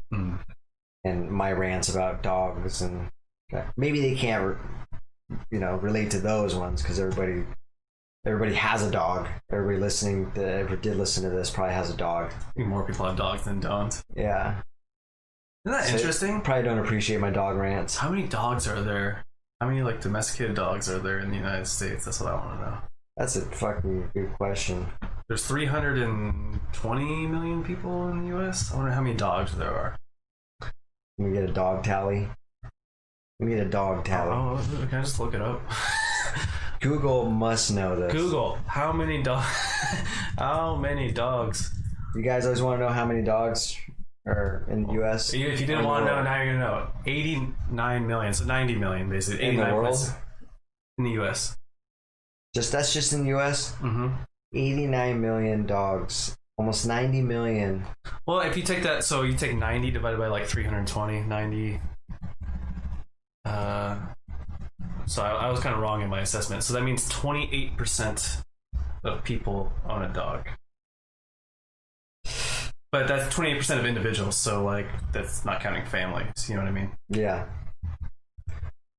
So obviously, It seems like it's not more than that. Yeah. well, it's not every person in a family. It's not like you have a family of 5 people and they have 5 dogs. You know what I mean? Yeah. I mean, sometimes they do, but not very often. It's usually they have a dog or 2. You know what I mean? So that's probably why those numbers are the way they are. So you have like a family dog. You know what I mean?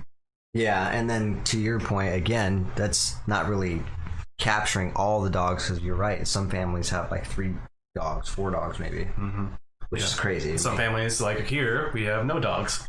So, and then that's also just, I don't think that's counting the dogs that are in pounds and stores and. Yeah, I mean that's probably quite a bit right there. Just those numbers. It's probably just as much, honestly. I bet I would. Could be. I'd venture to say it's probably 150 million, maybe. That'd be my estimate. 150 million dogs, including the ones that are in pounds and in stores. Yeah. In the U.S. I wonder how many pounds are. I guess it depends on the city size, but see, like us, for instance, I know there's 1. Yeah. Is that it? I don't know. I never go to pounds. I think I've been to a pound 1 time in my life. Yeah. I only know this because I called the pound when that goat was running around and me and Malia caught it and tied it up against the fence. I was too bad they didn't come. They probably would have been better for the goats than those owners. Didn't you say they were kind of rough with them and they're kind of weird looking? Yeah, but I mean, I guess that's judgment and just not actually knowing. They could be like the greatest owners. Exactly. You know, they could be smacking the goat around in the head, and for all I know, the goat likes that, right? Were they smacking the goat in the head? Okay, well, maybe not. Then. Maybe the pound should have. I was being sarcastic. But yeah, I don't know. I wasn't in my position to be like, hey, don't treat that goat that way. Like, hey, fuck you, it's my goat, dude. And I could, I could have stood my ground and said, hey, I took care of that goat for the last hour, damn it. I got some rights. You could also have been like, that goat is a being, you know what I mean? You shouldn't be hitting it, regardless if you own it, you know what I mean? I mean, for sure, I could always pep talk somebody at any time of the day. Like, excuse me, sir? Is it worth your energy? Yeah. Excuse me, sir, can I pep talk to you for a second? At least until you get out of here. It reminds me of the fucking... You ever listen to Bill Burr talk about wife beaters? I probably have. I just don't remember. He just has this fucking part where he's like, why are they always having these fucking, like, advertisements, like, telling people to not beat their wives? Like, the people that beat their wives never fucking thought about it. And then, like, hear the advertisements, like, oh, I didn't realize this whole time. It's just like, how much is going to tell, like, how much will telling a person to not beat their animal stop them from actually beating their animal? Right. Oh, man. Yeah, Bill Burr. I mean, I want to say this again, but Bill Burr, definitely comic genius. I don't even know if I'd want to have Bill Burr on the podcast. I feel like he would just roast me. You know what? I would like Bill Burr to roast me, honestly. He'd roast the fuck out of both of us, and I'd be happy. I'd probably be laughing. He'd be like talking shit, like straight up just talking shit about me, and I'd probably be like, that's some good stuff, man. Yeah. Be like, dude, I'm going to frame this recording. I'm going to frame this recording. Is this Harry Potter? Exactly. I mean, I guess you can kind of do that nowadays. In gold-plated frame. Yeah. It's going to be our claim to fame. That'd be on my Tinder profile. First things is Bill Burr talking shit to me. There you go. Bill Burr is on my podcast. Right, that'll win it. Don't forget to go back to Restream. Oh, whoops. Yeah, thanks. We found out it's 90 million dogs. We get it. Yeah. It's a lot of fucking dogs. And again, this is just too many damn dogs, people. Like, that's a lot of dog shit that we're out here cleaning up or not cleaning up. There's a lot of human shit, though, too. Think about all these humans. Yeah, I know, but the human shit is, for the most part, I'd like to think, contained. I'd like to think. Maybe not. contained and well managed through pipes and There's a lot in the trash. Think of all the babies in the world. Yeah. You don't put a diaper down the toilet. I know, I always thought that was gross too. I'm like, oh fuck, diapers in the trash, man. How many diapers are in landfills? I was weird. I was one of those dads that was weird about diapers. I don't even know if I kept the diapers in the trash in the house, to be honest. Really? Yeah. I think I took it outside. Yeah. Isn't that the worst? You open up the trash can after like changing a diaper, it just smells like shit. You're like, God. You're like cooking and all you just gotta you're cutting up some veggie. Yeah. All you gotta do is open it up, just to throw an onion in there, and you catch a whiff. Like, oh, dude, you're like mid cooking dinner and like I don't even want dinner now. That's a turn off, man. You get turned on by dinner? Yeah. Sometimes. Frugasms. Yeah, it's a thing. Oh yeah, totally. Where are we at? So we could talk a little bit about I don't know if you've seen it yet or not, but I watched another episode of Book of Secrets. All right, you're talking about no, but I feel like we could just talk about the Freemasons anyways. Did you watch the Freemasons episode, right? Yeah, I didn't finish it. You started watching. Let's see what I got here. I mean, it's funny because almost got a couple pages on it, and I wasn't even done with that episode. I was like, man, really? It's a lot. Yeah. I don't know. It's just a lot of information. You write a lot of shit. Yeah, maybe we'll see. Maybe. But okay, so yeah, the episode on America's Book of Secrets that I watched was called the Freemason episode. We did the first episode. I can't remember what that's called now, but yeah, did it in a couple episodes back. But basically, Freemason. I didn't know anything about Freemasons. I've heard the term. Mm-hmm. Didn't know anything about it. Right. Still kind of don't. It's still kind of obscure. It's hard to get information on them, honestly. Yeah, it's so secret. Mm-hmm. It's such a secret society that it's hard to get any concrete not evidence, but information. Yeah. Did they go over the levels of there's different levels of Freemasons? Yeah. It's like a tier system. Yeah, they did. I might have wrote that down. But a lot of the conspiracy is like of levels that they don't actually acknowledge actually exist. You know what I mean? Like, I don't remember I think it's like somewhere in the 30s, right? There's like 28 level or like 30 levels. 33 degrees. 33, yeah. The degree, and then there's supposed to be more on top of that. That's part of like the conspiracy. But then they're like, nope, those don't exist. Don't know what you're talking about. You know what I mean? Yeah. But and that's where like the really secret society part is supposed to come in, is like these higher degree Freemasons. But I mean, who knows if they fucking exist or not? But yeah, they did a lot of symbolism, which I'll get into in a second. But those guys are real heavy into symbolic meaning. But apparently, Freemasons basically there's over 6 million Freemasons in the world. So that's not that many. It's not that many, but 6 million. I mean, together, that's a lot. It's like 1 in every 1,200 people would be a Freemason. I guess that's pretty decent, huh? I mean, but they're not all the secret society Freemasons. Some of them are like, second degree Freemason or whatever, so. Yeah. Just a bunch of Joe Blow Freemasoners. Yeah, the people that are actually just out building shit, you know what I mean? They're not like part of some fucking crazy Illuminati bullshit. So yeah, there's 6 million of them. And I guess they're some of the most powerful people. And even 14 of our own presidents were Freemasons. Any of the recent ones? I can't remember the most recent one. Benjamin Franklin. He's a Freemason? Interesting. I believe so. Yeah. He doesn't seem very malicious. You know what I mean? Benjamin Franklin.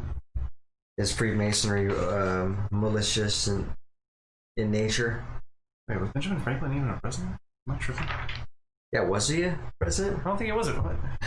That's a good question. I don't think Benjamin Franklin. I'm having like a brain fart. I don't know. I'm pretty sure he wasn't. Founding Fathers United. Yeah, he must have been. He was on a $100 bill. No. Oh, okay. Yeah, he was just like he's vice president? No. He was into politics, but he wasn't a president. You had me thinking that. I'm like, wait a second, Benjamin Franklin wasn't a president. I thought only presidents were on bills. No. Oh, okay. I think Benjamin Franklin is actually the only non-president on the bill now that I think about it, though. Interesting. Yeah. That's the only reason why I thought he was president. But he did everything. See, so what? He was a writer, printer. I mean, whatever, because that was before like printers, whatever. Oh, it says Freemason right there. Yeah, Freemason, postmaster, scientist, inventor, statesman, diplomat. Yeah, that's why. Yeah, all these titles, man. How cool would it be to? Dude, he was like very involved with everything. You know what I mean? Right. Call yourself all those. I mean, that's what you call a jack of all trades, right there. Yeah. He lived to 84 too, which is pretty impressive for the 1700s. Yeah. But yeah, so he was just one of the examples. So basically, yeah, it does contain some of the most powerful people in them. And so basically, Freemasonry is, I guess, what I found out was one of the world's largest, oldest, best known gentlemen's fraternity. I guess they called it. That's what they call it. Yeah. Are there no women in the Freemasons? I didn't see none or hear none in the documentary I'm watching, but they didn't elaborate and say for sure. You sexist. So yeah, I would like to know a little bit more about that. Actually, is there women Masonries? That's what I want to know. Is that the real secret society? It's the women Freemasons. I guess mythologically, it started during the Freemasonry started during the building of the Egyptian King Solomon's temple. Really? And maybe before that, possibly. 2,000 years ago? 3,000 years ago? Yeah, however long ago that was. Yeah, it was long. I think it was longer than that. I don't remember when. Which pharaoh? King Solomon. Solomon. King Solomon. Am I thinking of the wrong person? Egypt? Doesn't even say 932 BC. That's when he died. It says Israel though. Was this in Egypt? You said Egyptian. Yeah. Oh. Is there a different King Solomon? I don't know. We obviously don't know that much about history, right? This is a history lesson. Was King. Probably wouldn't.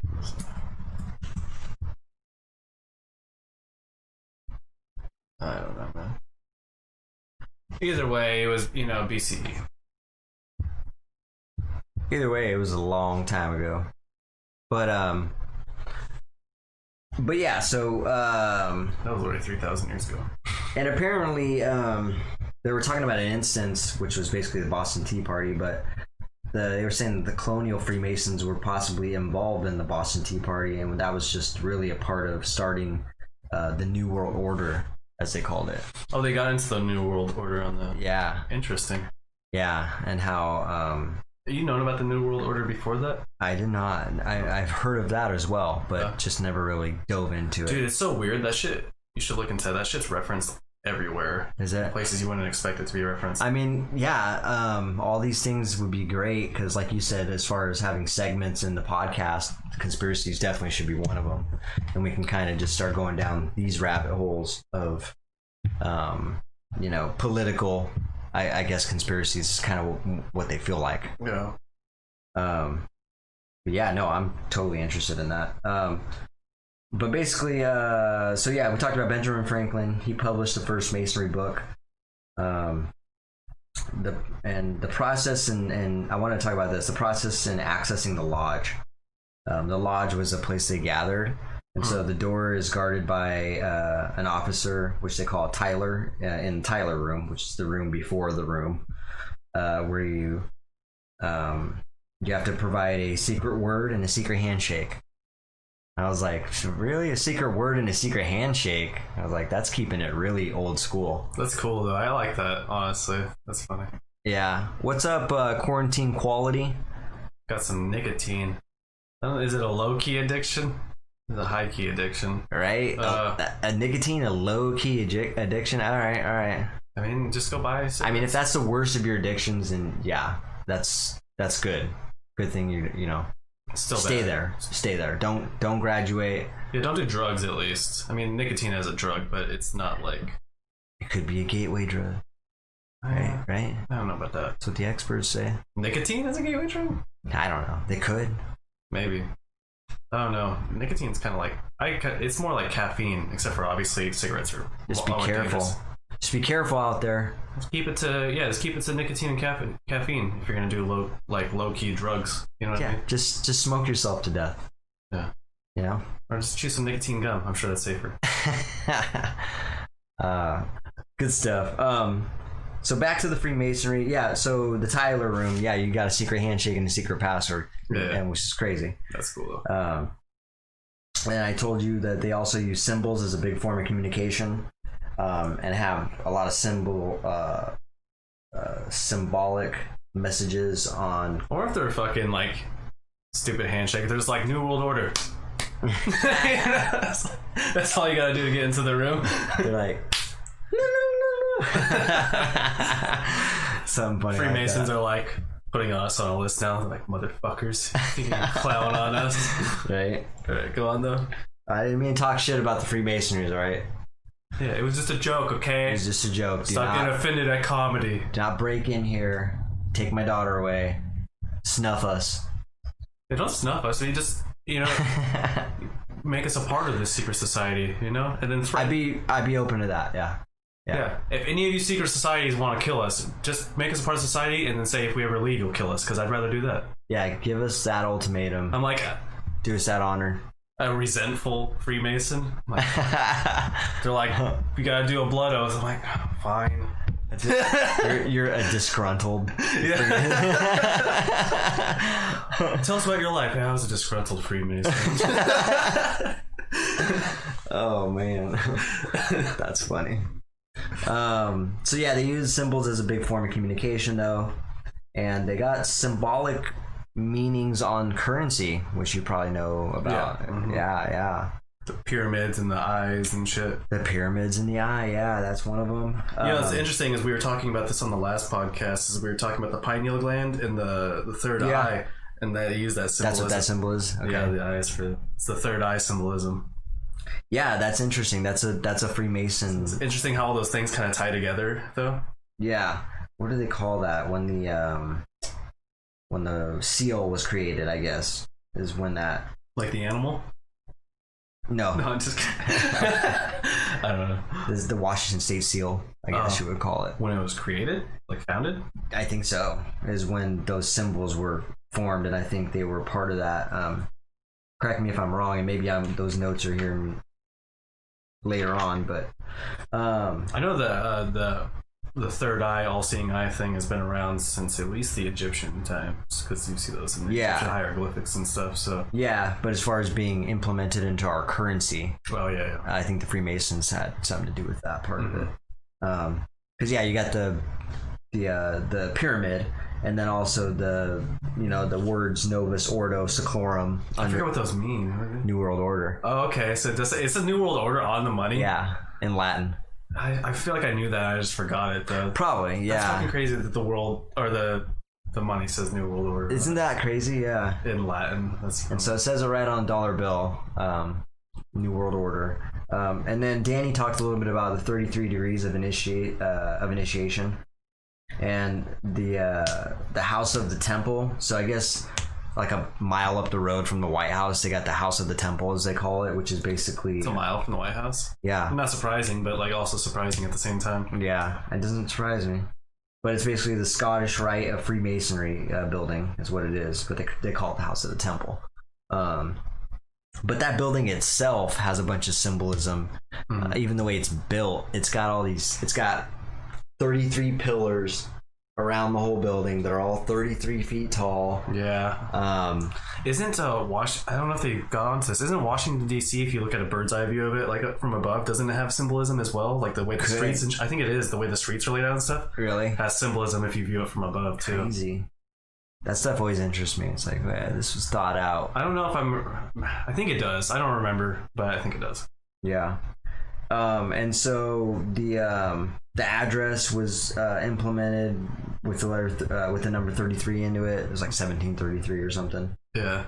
The steps even have symbolic meaning. They start with 3 steps, which represent degrees in staggered Freemasonry. Apparently, I have no idea what all this means. Then the 5 steps after that, which represents the 5 orders of architecture. No idea what that is. It's interesting they use 33. I think 3 is the most holy number. It's considered the most holy number, 3. Yeah, that's what they're talking about with staggered Freemasonry, I think. When it's like segmented and broken up into. I don't know how many times I'm going to say the word segmented in this one podcast, but I feel like I've said it like 12 times now. So flag that. Yeah. Just count it, and then we'll shout you out on the next podcast. Yeah. Tell us how many times he says segmented. It's going to be or like, how many times we say segmented, because I just said it twice now. It's going to be like that episode, that interview they did with Allen Iverson where he's talking about practice. You ever seen that? Oh my god, I love that shit. What, did he say the word practice like 800 times? He says it like 50 plus times. Yeah. He says, we're talking about practice, not a game, practice. He's just like going over it. It was hilarious, dude. So yeah, it'll be like that. Anyways, it starts out like 3 steps, 5 steps, 7 steps, which symbolizes liberal arts and science from medieval times. So it just every architectural thought on this thing has symbolic meaning. So I guess that's how they roll. At the top is lo and behold the unfinished pyramid, which represents the one on the Great Seal of the United States. So that's right, it was on the United States seal. So it's crazy that building's also designed that way. Yeah. Structured that way. That is crazy. It has a chop top. It's pretty cool. What if there's like I guess they put New World Order on everything, but I'm just like, what if it was innocent? What if they just really like symbolism? They're just like, dude, this looks cool, man. Right? We just like the number 33. We're just like, matching stuff. Like making us think like we are right now, like, oh, that's pretty cool. What if that was the conspiracy? The big conspiracy is like, let's just fuck with them and see if they notice and then come to these stupid ass conclusions. There's just it's just a big joke relevance on everyone. Yeah, they just did it just for the hell of it. Like, let's see if they notice. Let's just come up with stupid slogans. How about New World Order? They'll freak out about that one. Let's say that one a million times. That's so funny, and that could actually be true. That's what's funny about it. Yeah, they could totally be fucking with us. We're easily trolled. Let's put it that way. Yeah. Before I knew what trolling was, I was the easiest. I'm still pretty easy to troll, honestly. But I was like the easiest fucking person in the world to troll. Every time someone was trolling me, I would always just be like, dude, what the fuck? And they're like, dude, I'm joking, man. Calm the fuck down. Yeah, so another individual on that documentary was big name, Albert Pike. Apparently he was very important and a controversial figure, especially within the Freemason world. But I guess he was a guy who provided insight to the inner workings of the operations of the Freemasonry. He was a whistleblower, kind of. Maybe. I don't know if he blew the whistle or if he just documented the inner workings of it. But he did state that the god that the Freemasonry worships was Lucifer. This was kind of weird. Yeah. And then after that, his message was accused of bringing Lucifer through that, somehow it got construed into them accusing him into bringing Lucifer into Freemasonry rituals, which is kind of weird. You know what's interesting is that all of these secret societies and stuff believe in like Satan and stuff, right? Yeah. They do? Yeah, and it's just, they do. And the weird thing about it is... That's a thing, huh? It makes me almost want to believe in religion more, just because all these evil people out here are believing in this, like... It's either that or they're just fucking stupid. And we don't know, man. Who knows? Who knows? They might know more than we do, you know what I mean? So, I'm just saying, if they think it's that real and they're doing crazy shit, maybe they know something we don't know. Yeah, I don't know, man. There is a conspiracy that kind of like the atheist movement was to try to people to stop believing in God so that they can kind of push the devil agenda, you know what I mean? Without people believing in it, you know what I mean? Like, that's fucking stupid, you know what I mean? Yeah. So, I don't know if that's true, but that is a conspiracy theory as well. So. Yeah, dude, anything to control the masses is fascinating to me. That's actually what that guy was talking about that Josh referred to us. What was his name? Edward Barnay. Okay. He said he was talking about a book called Philosophy. Well, I actually listened to the audio book of it a little bit. Yeah. I forgot to talk about it on the podcast. Oh, okay. But that's what he talks about is is basically how things are construed to control the masses. Yeah. Religion, fear of this, fear of that, whether it's coronavirus, whether it's this and that. And so It really just controls with fear the most. yeah, absolutely. Fear and like uncertainty. Yeah, absolutely. But a lot of our decisions, a lot of things that have been decided upon have been completely fear-based, and fear-based driven. Mm-hmm. And so that's a lot of what he talks about. So that stuff pretty interesting. Like I said, I did listen to a little bit of it. How much was the audiobook? How long was it? How much? I didn't pay for it. Oh, you didn't? No, it was just on YouTube or something. Oh, okay. Yeah. Okay. Yeah, it's free. And I only listened to less than an hour of it, so. Okay. And audiobooks are long too. It's like 12 hours and shit all the time. Yeah, I was pretty disappointed. I didn't get a chance to, or I totally forgot to bring that up on the podcast. So I wanted to get Josh's thoughts on that too. Dude, we could have Josh on for like 2 more episodes and probably not run out of content to talk to him about, honestly. Yeah, I mean, he's into a lot of conspiracy stuff too. So next time, we can, put our heads together and see what maybe we'd both be interested in talking about. Have it a little bit more structured. Yeah.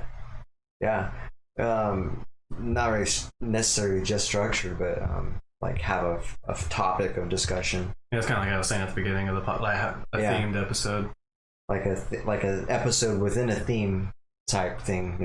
Obviously things can get broken down umpteen amount of times, but like for instance, have a conspiracy category, and within that sub conspiracy. Yeah, the episode we're going to talk subcategories of conspiracy. Yeah, it's a good idea. There's so many different conspiracies or conspiracy theories. I don't know if how many of them are true. So, but they're fun to talk about. They are fun to talk about. I mean, really, they're like real life fairy tales. You know what I mean? It's the adult that might be real, and you're like, ooh, what if that was real? It's like soap opera for adults. For real. Yeah. I never thought about it that way. Real life soap opera for adults. Yeah, even if they're all fake, they're still entertaining. Right. No, it is completely entertaining. But yeah, to wrap things up here, we're kind of closing up time here, but to wrap up Albert Pike and his involvement with the Freemason, like I said, he's the one that introduced the idea that Lucifer is apparently what the Freemasonries were worshiping, maybe, which is kind of weird, but apparently he died he died, and then a few years later they made a statue of him, and it was the only statue in the nation that nation's capital that honors a Confederate officer, apparently, which he was. I wonder if they took that down. Could have been. I was thinking about Black Lives Matter thing that was happening recently. They were taking down a bunch of Confederate statues all over the place. Yeah, because they didn't really talk about Albert Pike's involvement with racism or anything. So maybe he was Confederate officer. Maybe he's got some dirt, man. Probably. And so yeah, that wraps up his story. His body was exhumed and moved into the House of Temple that we talked about, and no one ever found out why. His body's in there? Yeah, was exhumed and moved into there, and I don't think they even know where it went. The fuck? Hey, what's up, Cinesate? Cinesate? I don't know. Cinesate? Kaino Sait. Not how that sounded horrible. I know. I did it on purpose. Kind of Sait. Nice. Yeah, you caught us here at the tail end of the podcast. Yeah, literally at the very end of the podcast, my friend. So we're here Wednesdays and Saturdays. Oh, here we go. Senosa. Yeah, man. Well, hey, we're here Wednesdays and Saturdays, 7 p.m. So tune in. Next, did I say Wednesday and Saturday? Wednesday, yeah, but you didn't say Pacific Standard Time, so 7 p.m. Thank you. Pacific Standard Time. So yeah, come back on Wednesday and join the chat and let's chop it up with some conversations, man. Yeah, and if you're enjoying the conspiracy thing, we were just talking about the Freemasons. We're probably gonna go more into depth with those kind of topics on Wednesday, I think, because there's a few that we've addressed recently in the last couple of episodes where I've wouldn't mind getting more into them. So yeah, we'll get into some more of this stuff. It's interesting stuff to talk about, and so yeah, he's right. You missed us talking about Freemasonry. We talked a little bit about a documentary that we reviewed called Reconnect, which is basically Brian Rose's journey and experience doing ayahuasca and reconnecting his mind and changing his mindset, basically. yeah, I guess that was the majority of the episode. We had a couple other little side tangents and little topics, but yeah. Yeah. Cool. All right. Well, since we're at the end, yeah, make sure to listen to our podcast on Apple and Spotify podcast section thingies. All right, whatever. Brain's not working. Very nice places. Yeah. You can find us at places. You can find us at places. We're also on YouTube, Twitch, and Facebook for our live streams, and then we have updates every once in a while on Instagram and Twitter. So There we go. Yeah. So subscribe and follow us and tune in next Wednesday or Saturday. But until then, keep it viral. keep it contagious. Later.